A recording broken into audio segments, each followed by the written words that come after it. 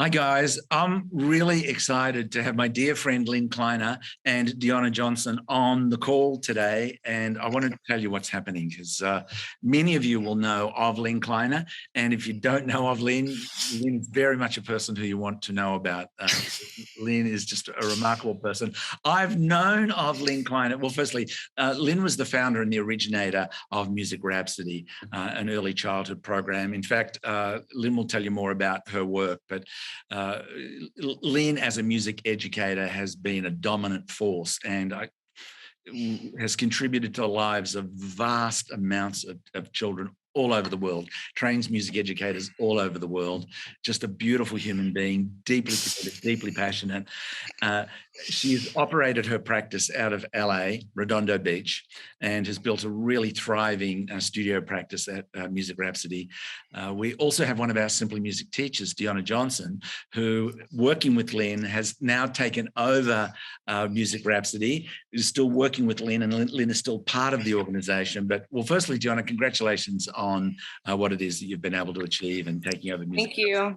Just want the very, very best for you.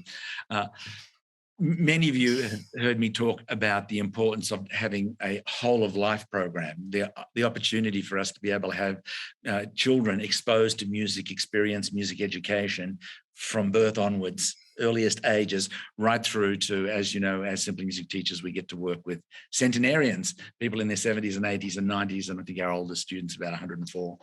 So the idea of us having access to an extraordinary and wonderful and beautifully developed program for early childhood had for a long time been a really important commitment of mine. People have been saying to me for years, you should meet Lynn Kleiner. You should connect with Lynn Kleiner. Lynn Kleiner is someone who you should definitely talk to. And then I think one of our teachers had done a training, Lynn, and maybe said to you that you should speak with Neil Moore or something like that. I can't quite remember the story, but after numerous comments having been made to me, Lynn and I had an opportunity to speak. And in that call, it's like, Lynn, we've got to get together. And when, I had some travel coming up, and Lynn's got, I'm traveling all the time. It's like, well, when are we going to do that? And Lynn's like, well, I've got to go away tomorrow. I'm traveling tomorrow. I've got to go to Sacramento. It's like, Sacramento? I'm in Sacramento. So that was more than serendipitous. I like to think of these things as divine design. So I had an opportunity to meet with Lynn. And long story short, what we ended up doing was introducing an element of the Simply Music program into Lynn's existing Music Rhapsody program. And Lynn and Deonna are going to tell you much more about that. But I'm a staunch supporter of Lynn's work. I'm a staunch supporter of the Music Rhapsody enterprise. I think it's a wonderful, wonderful addition for our Simply Music teachers, and an enormous opportunity for our teachers to be able to add that dimension of early childhood music experience and education. And so I wanted to get both Deonna and Lynn on a call so I could share more with you about what's coming up. And there's a training coming up soon in a couple of months or a few months. So I want to make sure that we tell you all about that on the call. Tell us firstly a little bit about your background and what the intent was in developing the Music Rhapsody program, and then what your observations have been with regards to the Simply Music components being woven through the fabric of that part of the curriculum. Just give us an overview of that. All right. Well, first of all, I have to say that Neil Moore is an amazing, energetic, motivated, inspirational man who really just, it really was a huge change for me once I got to work directly with Neil. And it for years I was having teachers come to the Music Rhapsody training, and a teacher would say, do you know Neil Moore? You talk like him. You say things that Neil says, you think alike.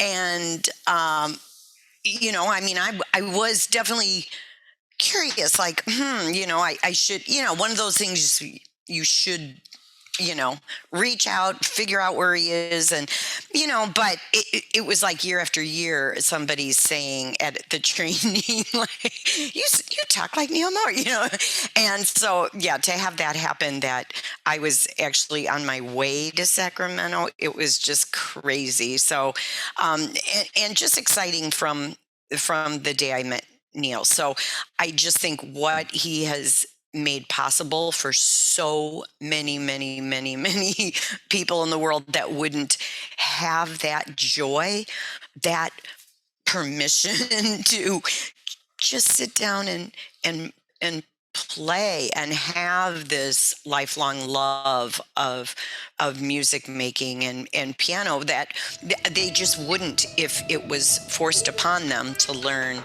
the reading first. So Neil, thank you for not only what you've done with the piano program, but what you've done for the Music Rhapsody program, because your team just made it happen. And I told my office, I said, Neil has come to the training. He's been to the training. He has seen my workshops. He's seen my trainings. He totally knows, when you're talking to Neil, he understands, believe me, like he's got the whole picture. So for me, starting Music Rhapsody came a necessity here in Southern California, because there were such severe cuts to early childhood wasn't really even very strong at all, but elementary music, pre-K, grade 1, grade 2, grade 3, music education was really cut out of our schools. And that's what motivated me to start Music Rhapsody and offer after school classes, and where teachers could go out into schools and offer a program that was from an Orff Schulwerk philosophy, which is sing, move, play, create, compose, improvise. It's got the drama, it's got the imagination, and just a very, very playful approach, but yet the scope and sequence that it's well thought out, and it's heading somewhere.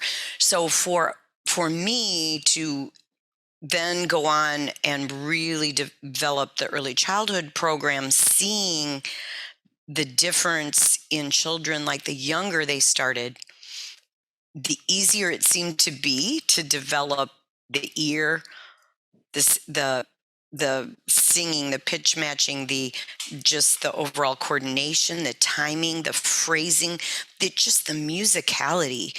The younger we could get our children started in music, the more natural and instinctive it was. In fact, that's exactly what we would see with starting the baby toddler class, that it's just natural and instinctive that they respond to music. The babies sing before they talk, they dance before they walk. And if we play with that and go with that, and when we hear the baby go, ah, and we sing back, ah, are we singing? Ah, pretty soon the adult could initiate the pitches and the baby would match. Seeing that with the babies and tots and the preschoolers really motivated me so much. Like, we need to start music younger. We need to start when you're pregnant because they recognize, songs that you sang when you were pregnant. It's just, it just makes such a difference to start younger.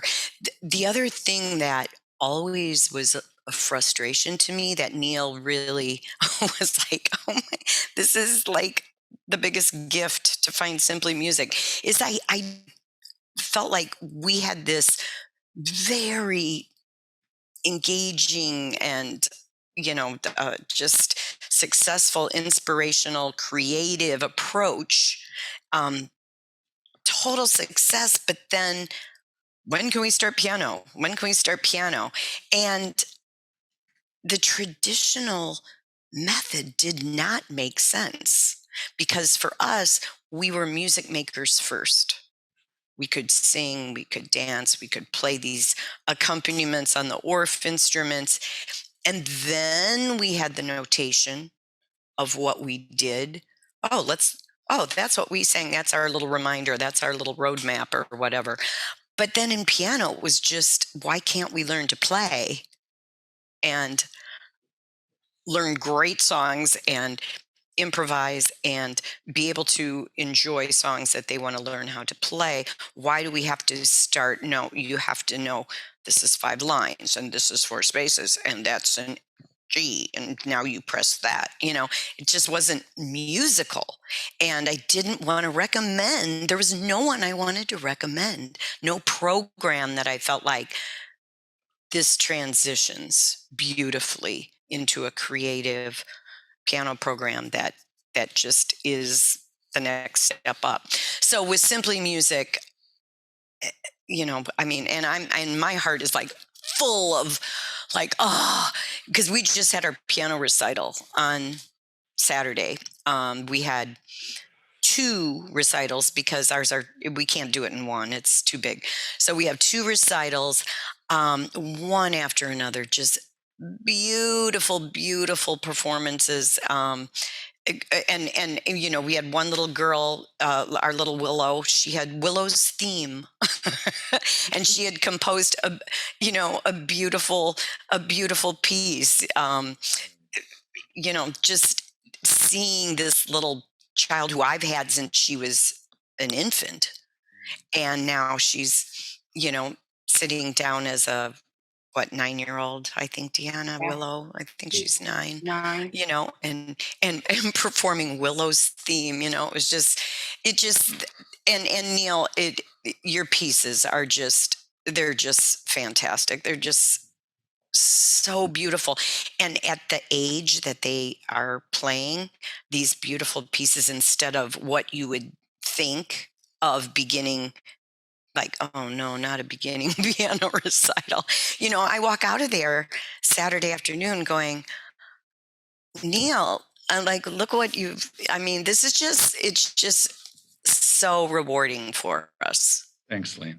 One of the things that our teachers may not realize with Lynn's program, the entire experience of it, the children are being exposed to the Simply Music pieces, because the experiential component of Music Rhapsody is incorporating Simply Music songs. So there's already a very strong visceral and a very strong oral connection that children are having with the pieces long before they actually transition over. So when they transition over, what they're learning to now play in their hands is that which has been in their body and in their hearts and in their ears all along. And I think that's one of the things that, well, you would see a difference. I would imagine you'd see a difference with children who start directly into Simply Music as compared to children who've been exposed to it through the Music Rhapsody program. There'd be a difference, right? Yes. And Deonna, you might want to jump in too, because Deonna's been teaching the early childhood up through our first grade classes, from the infants through Melody Makers. Through Melody Makers. And then not only is Deonna teaching Simply Music, but as a child, Deonna had Simply Music. Yeah, I learned that later on. I actually had Simply Music. Really, you were a Simply Music student first? Yes. Yes, I didn't know that I was though. How old were you when you started? I was in the 5th grade. I had no idea until when I came to Music Rhapsody. I first heard Night Storm and I said, hey, I know that song. And then it happened. It clicked when I heard Alma Mater Blues. I said, I was in this program, because I had like a visual of how I was in the program. It was at my elementary school, and it was not for a long time, but yeah, I was in it in all of Foundation 1. I know all of those pieces. I love that. Wow.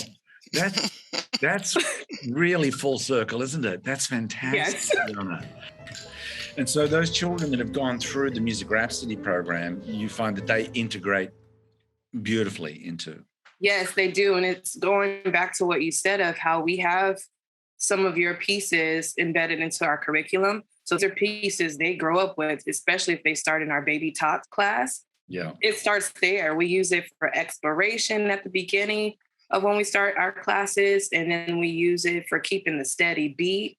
And as they get older, we use it for chord changes using different hand coordination on the drum. And so they have it all the way through the program. And then as a teacher, I'm always saying, I can't wait till you're 6 years old. You're going to learn this on the piano. And then I tell them which foundation, and they get more excited. Like, I get to learn this on the piano. So then by the time they get into simply music, they already have the ear training for it. And lots of times they can already figure it out on their own. Yeah. Yeah. I can imagine that for sure. But I do think the whole foundation, the musical concepts, and when you're learning that through the body, we're doing this for the A section, and for the B section we're doing this, and it's just a natural, like those chord changes, though that just all becomes so natural, I think, when you learn it, singing the songs and moving to them, and just in a musical, a musical way. Like on the circle drum. I'm sorry, what's the correct name for the large drum? The gathering drum, yeah. That concept of, say, like, with Alma Mater Blues, where they've got their hands going to the beat, but not only that, that idea of switching over the hands, so that we start to embody the shift between the 1, the 4, and the 5. Those types of things, really develop that strong physical integration. So it's really embodied. Examples like that. I think it's one of the things where one of the things that I thought was fantastic about the program is that it's using that natural musicality that's embedded in who we are as human beings. It's right there, just ripe and waiting to flourish in young children. And the idea of being able to have a program that nurtures and encourages and stimulates and expands the relationship between music and movement, it becomes such a multi-sensory, dynamic experience. What an enormous contribution, and what an enormous foundation for a very young child to be able to experience that from the get-go. It's just wonderful. Sometimes I call it pre-piano, because what's Orff, and is that real music? So if we call it our pre-piano music education classes, where we will, have such success if you get your steps correct here and start with this foundation of music education, and we will incorporate things that will lead perfectly into the piano program. I really like it, and that's that notion of even thinking of preschool, the idea of offering, and the terminology of pre-piano. I think I could see people instantly understanding and connecting with that, rather than the feeling that there's something else that needs to be explained. Because piano is real, right? Even we have parents that, well, when are we going to read? Well, when are we going to read? Right? They I don't know. They think it has to be torturous to. It is. Yeah. Well, wait, they're not suffering enough. It's unfortunate. Yeah. Tell us about the training itself. Deonna, when's the next teacher training? For Lynn's teacher training? Yeah. That's in June. Can you give the specific dates, Lynn? June 22, 22, 23, 24. Jam-packed 3 very, very full days, 9 to 5. And we actually give the online training. In fact, I just have an email to answer as soon as we get off our call today of a Simply Music teacher saying, can I also get the access to online training if I do the live training? And the answer is yes, definitely. You will have the online training access before you come to Redondo Beach for the live training. And then for several weeks after, you will still have access to that online training. Then if you become a member and you have access to online training, always our updated training book, which is a beautiful 100-page plus manual that's just, I mean, I still refer to it myself. It's very, very, very helpful. And you will have all the lesson plans, the sequential lesson plans, the recordings, and then video of every activity, including each lesson incorporating a Simply Music piece in the early childhood program in every lesson. Yeah. So, so you get the best of both, the combination of the online and the live, because there is a lot. There's a lot there. And the training, I know that when one of the things about Lynn that I've heard, anytime I've been at an event with Lynn, or if Lynn's been at a Simply Music event and has had a chance to speak, Lynn's not necessarily someone, well, if you think of Lynn like a hummingbird on steroids. That's perfect. So, typically if you're sitting at a conference and you're in your chair, not at Lynn's trainings. At Lynn's trainings, you're going to be engaged. They are dynamic. Yeah. They are alive. They're physicalized. I am usually the most excited one. It's true. Yeah, it's awesome. It's awesome. Yeah. I'm the most excited one because I've been doing it the longest. So I know how amazing it is to be doing the Music Rhapsody program going into Simply Music. I'm so excited. Yeah, it's really interesting. I had the same thing. People say, well, as a teacher, didn't you get sick of teaching Dreams Come True? I've been taught it thousands of times. It's like, never. If someone's experiencing this new, I'm experiencing it as new. And I knew what it's going to be like for them. I love that idea of never tiring of something because of the experience of what it's contributing to another. I think that's fantastic. Exactly. And the other thing is that in this approach, when a child wants to make up lyrics, like we had this little guy just rhyming, like taking lyrics of the songs and just, and we took it, everybody started laughing and we said, yeah, let's turn this into something really entertaining, and we'll go ahead and put that in. And it's that kind of thing where you're doing an arrangement of Dreams Come True. You're adding chords that you go with that.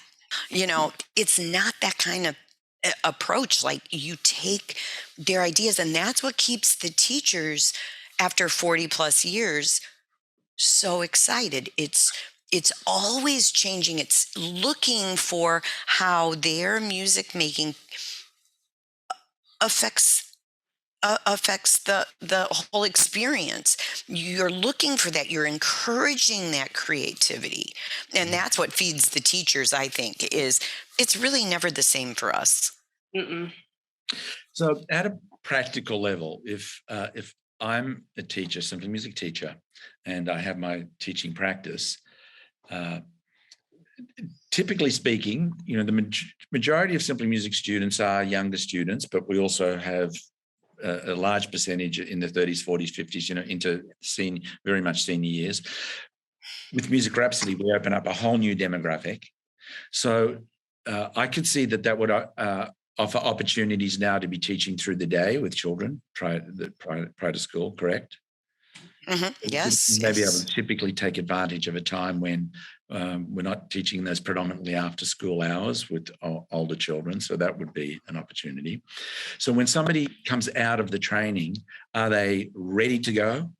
They've got the same structure, the same content, the lesson plans, the laid out, everything's provided with regards to that. So they've got that roadmap of how to proceed. Typically, how well prepared is somebody after the training? Yes, and I feel that we are their cheerleaders. We want them to be successful. We are here to help. And if Deanna's not available, or I'm not available, or Coach Ann, our online training coach. So there's someone there to help you, to make sure you have what you need, and you're really getting the success that you want in your program. But yes, you certainly would have lesson plans. The Music Rhapsody membership can, like I said, you can go back and redo the areas of training, because some teachers say, I started my early childhood program just the year before Simply Music, because I'm getting a lot of calls in that age. Oh, they have siblings now. Oh, 2 years later, there's so many toddler siblings or 3-year-old siblings. I'm going to start that class. Now they want to go and review training at that, because they are paying more attention. Now we have, so-and-so had a baby, and they have 4 friends with babies, which is the best in the world. Start them when they're babies. Now you can review what you had in training. I've had people come back to the live training. One thing, we have a blast. It's so much fun. Location is amazing.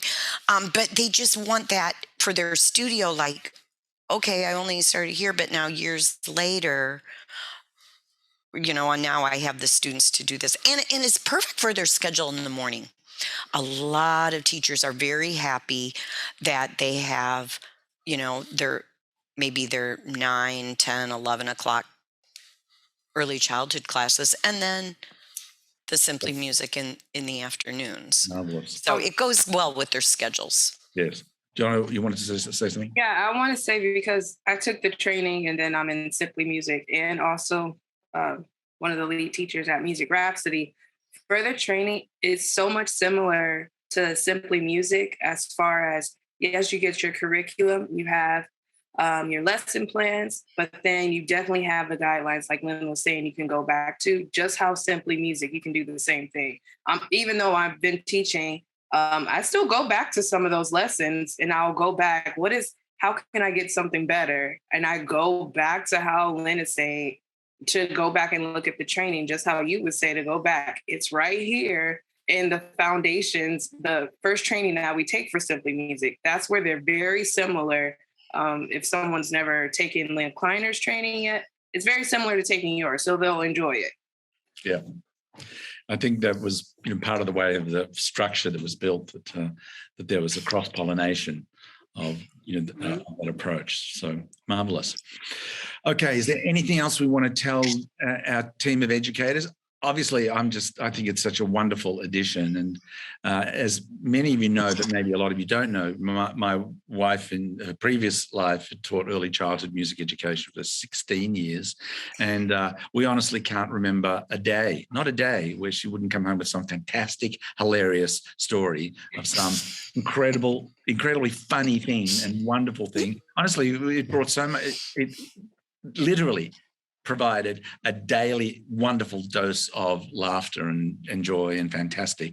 And the idea of us being able to contribute, we know the world we're heading into. We are witnessing the arrival of a technological tsunami. It is forevermore altering what it means to be a human being. And there is no question that the most critical attribute that we can develop is our creative capability and the opportunity. We know now from science that immersing children in experiential music from the earliest stages, it literally grows the brain, it increases neural connectivity, it fundamentally develops creative capability. We are future preparing children to flourish in the new future. So this is so tremendously important to me, and for the children to be exposed to that in such a beautifully thought out, beautifully structured, beautifully presented program that's presented by a world leader in training educators in early childhood education. I just think it's the perfect combination of all the essential ingredients you need to add this whole new spectacular dimension to your life. So I highly encourage you to reach out, participate in the training, guys. Anything else that we need to say, Lynn, Deonna? Well, Neil, it's what I say when I go to my trainings. If you're getting questions, when can we start piano? Please look into Simply Music, so this makes sense for your students. So thank you for this. Yeah. My pleasure. Okay, great. Well, then I look forward to our teachers having a chance to see this video. Guys, thanks for spending time on the call with us today. And the information that you need, contact information, the link to the website, it's all there. And if there's any questions about accessing that, I'm sure you'll be able to reach out directly to Deonna and she'll take care of whatever it's needed regarding the logistics of things. Yeah? Yes. Okay, well, thanks for spending time with me today. I really appreciate it. Thank you so much, Thank Neil. you. Okay. Thank you.